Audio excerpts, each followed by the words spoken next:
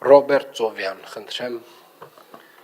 Շնորհակալություն, ուզում եմ իմանալ այն ժամանակ հիշում եմ նախատեսվում էր 200 հատ էլեկտրական ավտոբուս գնվեր, ուզում եմ հասկանալ դրա դեռ ակտուալ է թե ոչ։ Շնորհակալ եմ, պարոն Ծովյան, էլեկտրական ավտոբուսների գնումը պլանավորվում է եւ այս պայդրությամբ կառավարության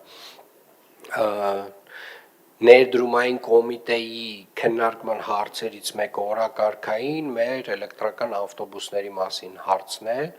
եւ այստեղ ունենք երկու վերլուծություն եւ երկու առաջարկություն նախկին 18 մետրանոց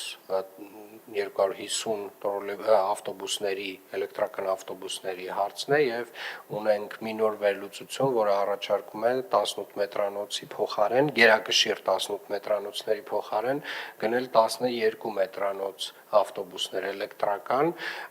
բայց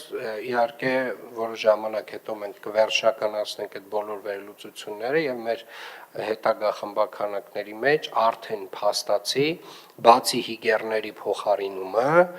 որը դեռևս կարող է էլեկտրական ավտոբուսներով չփոխարինենք, բայց դրանից հետո Երևան քաղաքը այլևս էլեկտրական ավտոբուսներից, էլեկտրատրանսպորտից բացի այլ տեսակի հանրային տրանսպորտ չի գնելու եւ չի շահագործելու։ Հետագայում մեր նպատակն ու ռազմավարությունն այն է, որ Երևան քաղաքում ամբողջապես մենք պետք է անցնենք էլեկտրական հանրային տրանսպորտի։ Հավանիչ տեսանյութ եւ բաժանորդագրվիչ նորությունները բաց չթողնելու համար